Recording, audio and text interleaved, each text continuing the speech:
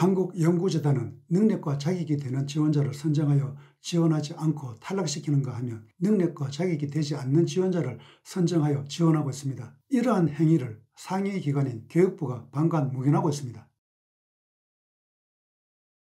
안녕하십니까? 시청자 여러분은 한국연구재단이라는 기관에 대해 알고 계십니까? 우리나라에는 한국연구재단이라는 기관이 있습니다. 한국연구재단은 연구관리 전문기관으로 위탁집행형 준정부기관으로 분류됩니다. 한국연구재단의 주요 기능 및 역할은 학술 및 연구개발 활동 지원, 학술 및 연구개발 인력의 양성과 활용 지원, 학술 및 연구개발 활동의 국제협력을 지원하는 곳이라고 제시되어 있습니다. 사실상 한국의 성장 발달에 필수적인 한국의 학술 및 연구활동, 연구개발을 총괄하는 핵심 기구라고 할 수 있습니다. 그리고 한국연구재단에서 연구지원과 관련하여 중요한 업무를 관리하는 인문사회 분야는 교육부가 상위기관이 되어 운영되고 있습니다. 즉 한국연구재단의 문제는 교육부의 문제와 연결되어 있습니다. 교육과 연구는 현대사회에서 한 국가의 성장 발달을 좌우하는 필수적인 요소입니다. 한국이 전쟁, 빈약한 자원과 같은 어려운 환경에서 오늘날과 같은 성장 번영을 이룰 수 있었던 것도 국민의 능력과 이를 뒷받침하는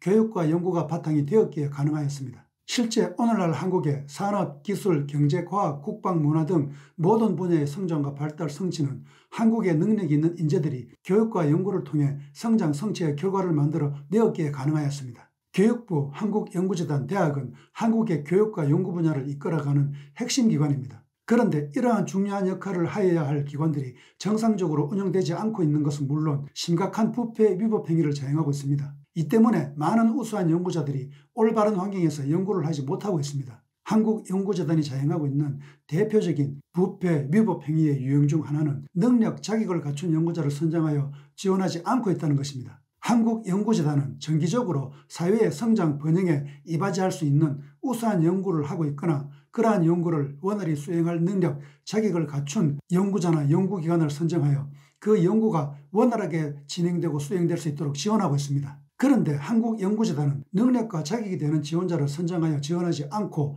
탈락시키는가 하면 능력과 자격이 되지 않는 지원자를 선정하여 지원하고 있습니다. 이러한 행위를 상위기관의 교육부는 방관무견하고 있습니다. 그리고 이러한 행위는 그렇게밖에 할 수 없는 어떤 정당한 이유나 사정이 있어서가 아니라 능력과 자격과 상관없이 특정 연구자를 선정하거나 탈락시키기 위해 이루어지고 있습니다. 물론 이러한 심사 과정의 비리는 한국연구재단에 소속되어 근무하는 한국연구재단 내부 구성원과 대부분 교수로 구성되어 있는 외부 구성원에 의해 자행되고 있습니다. 오늘은 이 중 하나로 심사 과정의 비리 유형에 대해 방송하도록 하겠습니다. 지금부터 언급하는 한국연구재단의 비정상적인 심사 과정의 운영 형태는 한국연구재단이 연구의 우수성, 사회 기여도 등 능력, 자격을 고려하지 않고 특정 연구자를 선정하고 탈락시킬 수 있는 것이 가능한 이유가 되기도 하고 연구의 우수성, 사회 기여도, 능력, 자격과 상관없이 특정 연구자를 선정하고 탈락시키고 있다는 증거가 되기도 합니다. 첫째 유형은 평가 항목의 비정상적인 운영입니다. 한국연구재단은 우수한 연구자를 선정하여 지원할 수 있도록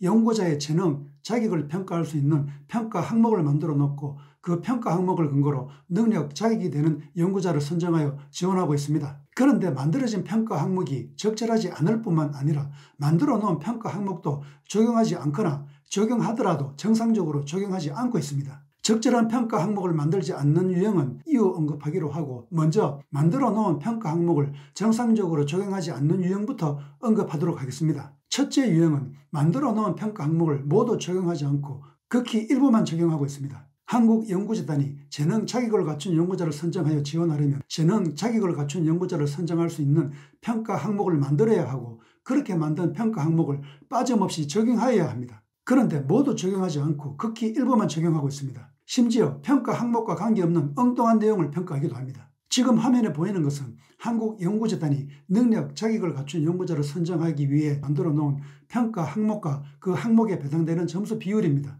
그런데 한국연구재단은 이렇게 평가 항목을 만들어 놓고서는 이 평가 항목을 적용하지 않거나 적용하더라도 이 중 극히 일부 항목만을 적용하고 있습니다. 이러한 주장의 근거는 한국연구재단이 연구과제에 지원한 지원자에게 선정과 탈락의 결과를 통보할 때 선정된 이유와 탈락한 이유를 제시하는데 이때 모든 평가 항목이 아닌 극히 일부 항목에 대해서만 평가를 하고 그 평가에 대한 이유를 제시하면서 선정하고 탈락시키고 있기 때문입니다. 심지어 지원자가 이러한 문제를 제기하면서 다른 항목에 관한 평가 결과와 그러한 평가를 결정한 이유를 알려달라고 하는데도 알려주지 않습니다. 모든 평가 항목을 적용하지 않고 일부 평가 항목을 적용하여서는 지원자의 능력, 자격을 파악할 수 없습니다. 아니, 불가능합니다. 더욱 심각한 것은 이러한 일부 평가의 적용이 능력, 자격과 관계없이 특정 지원자를 마음대로 선정하고 탈락시키기 위한 수단으로 이용될 수 있다는 것입니다. 즉, 특정 지원자를 선정하고 싶으면 그 지원자의 가장 우수하다고 판단되는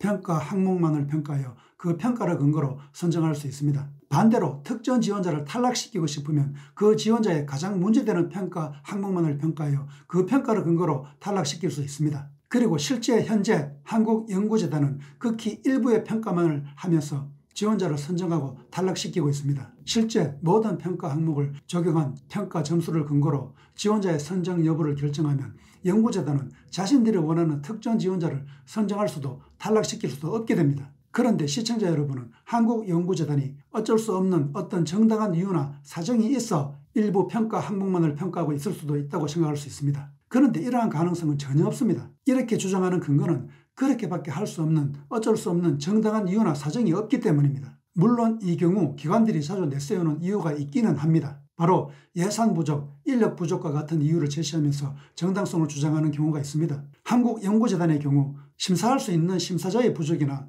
행정 인원의 부족과 같은 인력 부족이나 예산 부족 등의 이유로 모든 평가 항목을 적용하여 평가하기 어려워 일부만 평가하고 있다는 주장을 할 가능성이 있습니다. 그런데 이러한 가능성은 전혀 없습니다. 연구 지원을 목적으로 만들어진 한국연구재단의 처지에서 올바른 평가는 가장 기본적인 중요한 업무입니다. 따라서 아무리 많은 예산, 경비가 들더라도 올바른 평가가 이루어질 수 있도록 한국연구재단은 우선으로 재정을 배당하여 이러한 문제를 해결할 수 있도록 해야 합니다. 한국연구재단의 재정으로 불가능하다면 국가재정의 도움을 받아서라도 해결해야 합니다. 한국연구재단은 준정부기관이고 교육부도 관할하고 있으므로 국가가 지원해야 할 의무가 있습니다. 그렇다고 문제 해결을 위해 감당하지 못할 엄청난 예산 경비가 소요되는 것도 아닙니다. 현재 정부가 쓸데없는 부분에 사용하는 예산의 10분의 1, 100분의 1만 배당해도 해결할 수 있는 문제입니다. 무엇보다 한국연구재단은 예산 부족이나 인력 부족과도 관련이 없고 문제 해결이 어렵지 않은데도 문제를 해결하지 않고 있는 경우가 많습니다. 그 문제가 어떤 문제인지는 이후 방송을 통해 언급할 것입니다. 이것은 한국연구재단이